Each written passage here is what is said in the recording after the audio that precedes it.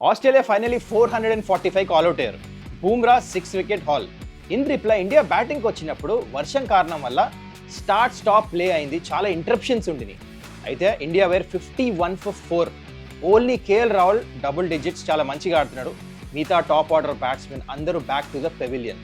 మరి దీనికి కారణం ఏంటి? ఇర్రెస్పాన్సిబుల్ బ్యాటింగా, సుపీరియర్ బౌలింగ్ అటాకా?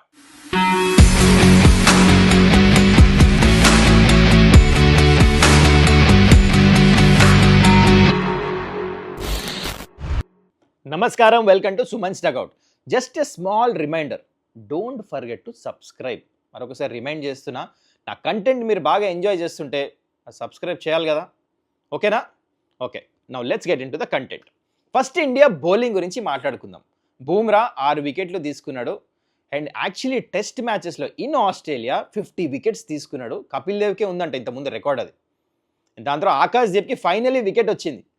ఈయనంత అద్భుతంగా బౌలింగ్ వేసాడు, వికెట్ రాలే, కానీ ఫైనల్లీ అలెక్స్ క్యారీ వికెట్ తీసుకున్నాడు. సంథింగ్ ఒక రివార్డ్ అయితే వచ్చింది తనకి. ఆస్ట్రేలియా 445కి రిస్ట్రిక్ట్ చేశారు. వర్షం వస్తూ ఉండింది, స్టార్ట్ స్టాప్ ప్లే అయింది, చాలా ఇరిటేటింగ్ డేస్ ప్లే ఇవాళ. చూసే వాళ్ళకి మీకు కూడా బాగా ఇరిటేటింగ్ ఉంటుంటుంది. ఎప్పుడు టీవీ ఆన్ చేస్తే ఎప్పుడు మ్యాచ్ అవుతుందా, ఎప్పుడు అవ్వట్లేదా, ఎప్పుడు ప్లేయర్స్ వస్తేనే అర్థం కావట్లేదు. కానీ ఫ్రస్ట్రేటింగ్ టైమ్స్లో కూడా కొంతమంది చాలా మంచిగా ఆడారు. అది ఎవరు మీకు తెలుసు, కేఎల్ రాహుల్. కానీ దాని గురించి వచ్చే ముందు అసలు ఇండియా బ్యాటింగ్ గురించి మాట్లాడదాం. బ్యాటింగ్కి వచ్చారు. మనకు తెలుసు ఆస్ట్రేలియా ఫాస్ట్ బౌలర్స్ అంటే ముగ్గురు మహామహులు, 900 పైన వికెట్స్ ఉన్నాయి వీళ్ళకి ఎగ్జాక్ట్లీ ఈ గ్యాబా గ్రౌండ్లో ఏ లెన్స్ చేయాలో, బ్యాట్స్మెన్స్ని ఎట్లా ట్రాప్ చేయాలో తెలుసు. మరి వాళ్ళకి రెస్పెక్ట్ ఇవ్వాలి కదా, రెస్పెక్టే లేదు. జైస్వాల్ రాగానే first ball drive, T20 match లాగా. సారీ, కొంచెం గొంతుపోయింది. ఆల్మోస్ట్ గల్లీ చేతిలోకి వెళ్ళిపోయింది బాల్. అది లక్కీ సర్వ్ అయ్యాడు. నెక్స్ట్ బాల్ మళ్ళా ఫ్లిక్, మార్చ్ చేతిలో వెళ్ళిపోయింది, అవుట్, ఫస్ట్ వికెట్. అక్కడే కాన్ఫిడెన్స్ హై ఆస్ట్రేలియాది, మనది లో. ఎందుకంటే ఒక ఓపెనర్ సెకండ్ బాల్ అవుట్ అవుతే మారలీ టీం మొత్తం డౌన్ అయిపోతుంది. నేర్చుకుంటాడు, స్టిల్ యంగ్ జైస్వాల్, సెంచరీ ఉంది. కానీ యాజ్ ఈ గ్రోజ్ అంటే ఆడుతూ ఉంటే తనకు తెలుస్తుంది. But that was not a good shot, irresponsible shot అది. Definitely Gautam Gambhir, Rohit Sharma will go and have a word with him. ముందు ఇట్లా కుదరదు. When you are playing for India you have to be responsible. Doesn't matter ఎంత పెద్ద సూపర్ స్టార్ అన్న making ఉన్నా. Then next come Shubman Gill. Shubman Gill is a fantastic batter, very talented, మనకు తెలుసు. కానీ ఏషియా కండిషన్స్లో మీరు అవుట్ సైడ్ ఏషియా చూసుకుంటే 15-16 మ్యాచెస్ నుంచి తనకి ఎక్కువ రన్స్ లేవు, 50 కూడా లేదు. Can you believe it? That is because his technique is wanting. Flat వికెట్స్లో తను కవర్ డ్రైవ్ ఆడేస్తాడు, అన్ని తగులుతాయి, ఇంటెంట్ చాలా బాగుంటుంది మన ఇండియాలో మ్యాచెస్ ఆడుతున్నప్పుడు, ఏషియన్ కండిషన్స్లో ఆడుతున్నప్పుడు. కానీ ఇట్లాంటి క్వాలిటీ అటాక్స్, ఓవర్కాస్ట్ కండిషన్స్, వికెట్లో బౌన్స్ ఉన్నప్పుడు తన బాటమ్ హ్యాండ్ ప్లేయర్, అక్కడ ఫ్లా వస్తుంది తనది. ఎందుకంటే లాస్ట్ పింక్ బాల్తో చూడండి, 2 గుడ్ లెంత్ బాల్స్ మిస్ అయిపోయాడు. ఒక ఎల్బిడబ్ల్యూ బౌలాండ్కి ఆడు, స్టార్కి బౌల్డ్ అయిపోయాడు. సెకండ్ ఇన్నింగ్ బాల్ కనపడలే అని చెప్పాడు తన ఇంటర్వ్యూ, మీరు చూస్తే. That's okay, pink ball, extraordinary bowling పక్కన పెడదాం. కానీ red ball, over pitch ball, outside off stump, drivable లెంతే ఉండేది, లేట్ అయిపోయాడు. బాటమ్ హ్యాండ్ వల్ల ఎడ్జ్ దైలే వెళ్ళిపోయింది. So more than his temperament, technique was wanted అనమాట ఇక్కడ, because of bottom hand drive వల్ల. అది గమనించారు, అందుకనే పైకి వేస్తున్నారు. శుభ్మన్ గిల్ బ్యాటింగ్ రాగానే చూడు, Australia very very smart bowlers, ఊరికనే వికెట్స్ ఇన్ని రాలే వీళ్ళకి. సరే, గిల్ అవుట్ అయిపోయాడు. దాని తర్వాత విరాట్ కోహ్లీ వచ్చాడు. విరాట్ కోహ్లీ రాగానే చాలా కంఫర్టబుల్ అనిపించాడు, అవుట్ సైడ్ ఆఫ్ స్టంప్ వదులుతూ ఉన్నాడు. కానీ మధ్యలో ఒక బాల్ షార్ప్గా బౌన్సర్ వేశారు, కొంచెం అన్కంఫర్టబుల్, చేతికి తగిలింది. దాని తర్వాత ఏదైతే బౌలింగ్ వేశారో, ఐ స్టిల్ రిమెంబర్ హేజిల్వుడ్ మంచి రిథంలో ఉన్నాడు, వేస్తూ ఉన్నాడు, back of the length, back ఫుట్లో ఆడిపిస్తా అవుట్ అయిన బాల్ డ్రైవ్కు ఇచ్చినట్టు ఇచ్చి ముందు ఇన్స్వింగర్ వేసాడు, బాల్ పడి స్ట్రైట్ అయింది. విరాట్ కోహ్లీ డ్రైవ్ కొట్టాడు. విరాట్ కోహ్లీ వాళ్ళు వచ్చిన దగ్గర నుంచి చూస్తే హీ వాజ్ నాట్ అంటే ఇన్ హిజ్ ఓన్ గ్రూవ్, అంటే అంత కంఫర్టబుల్ అనపడలేదు. ఏదో ఈ విస్ థింకింగ్ టూ మచ్, అంటే నేను ఎక్కువ పాజిటివ్ ఆడాలా ఈ పిచ్ మీద, ఆ మైండ్ సెట్తో ఉన్నాడు, అందుకనే డ్రైవ్ ఆడాడు. It was not a normal Virat Kohli shot. And Virat Kohli out అవ్వగానే టేల్ ఈజ్ అప్ డెఫినెట్లీ. ఇంకేంటి Australia, next comes Rishabh Pant. And Rishabh Pant batting వచ్చి కేఎల్ రాహుల్ ఇద్దరు మంచిగా ఆడుతున్నప్పుడు వర్షం పడింది.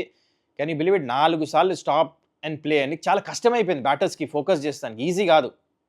అండ్ రిషబ్ పంత్ ఆడినంతసేపు మధ్యలో ఒక బాల్ ఇన్సైడ్ ఏజ్ తగిలింది, కానీ he was looking comfortable, because తనకు తెలిసి ఈ బౌన్సీ పిచ్చెస్లో టెక్నిక్ కూడా మంచి సూట్ అవుతుంది. బట్ జాఫర్ ఆఫ్ బాల్ పడింది, కమిన్స్ది బాల్ పడి బయటకు మూవ్ అయింది, అవుట్ సైడ్ ఏజ్ తగిలి. Rishabh Pant also gone. రిషబ్ పంత్ మాత్రం మనం బ్లేమ్ చేయలేము, ఎందుకంటే దట్స్ ఎ గుడ్ బాల్. కానీ మిగతా 3 వికెట్లు ఏదైతే పడినాయో, that were not at all good shots. Test క్రికెట్లో అది కూడా ఇలాంటి సిరీస్లో క్రన్స్ సిచ్యువేషన్స్లో you don't expect your batsmen ఇలాంటి మిస్టేక్స్ చేస్తారని. Okay, now let's get on to positives. ఏంటంటే కేఎల్ రాహుల్, మీరందరు మ్యాచ్ చూస్తుంటే ఎంత excellent, cool headed, solid technique. ఎందుకు కేఎల్ రాహుల్ స్పెషల్ ఈ ఇన్నింగ్లో మీరు చూస్తే తెలుస్తుంది. కష్టమైన conditions, overcast, start stop play, 4 సార్లు ఓపెనింగ్ వచ్చినట్టు అయింది. లోపలికి వెళ్తున్నాడు, బయటకు వస్తున్నాడు, లోపలికి వెళ్తున్నాడు, బయటకు వస్తున్నాడు, మళ్ళీ రీఫోకస్ చేయాలి. ఎంత కష్టం బ్యాట్స్మెన్కి. కానీ every time compact defence, off stump ఎక్కడ ఉందో తెలిసి వదిలేస్తున్నాడు, అవుట్ సైడ్ ఆఫ్ స్టంప్ వదిలేస్తున్నాడు, బౌలర్ని వేయించుకుంటున్నాడు. అంటే మీ లెంత్ అప్పుడు దొరకంగానే కొన్ని కవర్ డ్రైవ్స్ కొట్టాడు కదా, అబ్బా ఇన్ని షాట్స్ చూసాం మనం ట్రావిస్ హెడ్ది, కానీ ఇలాంటి కవర్ డ్రైవ్ మాత్రం ఒక్కటి కూడా చూడలేదు. కేఎల్ రాహుల్ ఎట్లా కొట్టాడు, క్లాసీ టాప్ హ్యాండ్ యూజ్ చేసి. That is a opening player class. నిజంగా చెప్పాలంటే కేఎల్ రాహుల్ ఆడుతుంటే వేరే ఇండియా బ్యాటర్స్ అందరూ అంటే కేఎల్ రాహుల్ విజ్ లుకింగ్ టచ్ అంటే ఒక స్టెప్ అహెడ్, క్లాస్గా అనిపించింది. అండ్ హోప్ ఈ కంటిన్యూస్. రోహిత్ శర్మ బ్యాటింగ్ వచ్చాడు. అండ్ రోహిత్ శర్మ బ్యాటింగ్ వచ్చినప్పుడు చాలా డిమ్ అయిపోయింది లైట్. అండ్ ఎంపైర్స్ ఏం చేశారంటే అసలు ఆడిపిద్దాం వద్దా, క్యాప్టెన్స్తో వెళ్ళి మాట్లాడితే స్పిన్నర్ వేయించి లేకపోతే వీ వోంట్ కంటిన్యూ ప్లే అంటే స్పిన్నర్ వేయించారు 2 ends. అండ్ ఆ టైంలో లక్కీ ఏంటంటే రోహిత్ శర్మకు రన్అట్ కూడా మిస్ అయింది. And Rohit Sharma body language down ఉండింది. ఐఎమ్ నాట్ షూర్ ఎగ్జాక్ట్లీ, తన కాన్ఫిడెన్స్ చాలా లో ఉంది. I hope it improves tomorrow. మరి ఇండియా గేమ్ ప్లాన్ రేపు ఎట్లుండాలి, లెట్స్ టాక్ అబౌట్ ఇట్. ఈ మ్యాచ్ ఓన్లీ 2 విధాలుగా వెళ్ళచ్చు. ఒకటి డ్రా, లేకపోతే ఇండియా ఓడిపోవచ్చు, మీ అందరికీ తెలుసు. విన్ మాత్రం కష్టం ఇక్కడ నుంచి. ఆల్రెడీ అంత టాల్ స్కోర్ 445, ఇండియా బ్యాటింగ్ చేసి మళ్ళీ వాళ్ళు ఆల్అౌట్ చేయాలంటే చాలా కష్టం. ఓన్లీ 2 days ప్లే ఉంది. సో రేపు మనకు తెలుసు ఫోర్కాస్ట్లో కూడా వర్షం ఉంది. సో స్టార్ట్ స్టాప్ ప్లే మళ్ళా ఉండబోతుంది రేపు. సో బ్యాటింగ్ చాలా ఈజీ ఉండదు. బౌలర్స్కి ఈజీగానే ఉంటుంది, ఎందుకంటే బౌలర్స్కి సెకండ్ ఛాన్స్ ఉంటుంది, థర్డ్ ఛాన్స్ అంటే బౌండరీ ఇచ్చినా పర్వాలేదు, కానీ బ్యాట్స్మెన్కి ఒక్కటే chance. So that's why this is going to be very very crucial. రేపు Rohit Sharma, KL Rahul once again focus చేసి ఆడాలి. ఎంతో ఎక్స్పీరియన్స్ ఉన్న batters, we expect seniors to perform ఇలాంటి సిచ్యువేషన్స్లో. దీని తర్వాత జడేజా వస్తాడు. జడేజాని తీసుకుందే batting more than bowling. So Jadeja నుంచి రన్స్ రావాలి. అండ్ నితీష్ కుమార్ రెడ్డి అయితే సిరీస్లో మంచిగా చేస్తాడు. ఐఎమ్ వెరీ కాన్ఫిడెంట్ తను మంచిగా చేస్తాడని.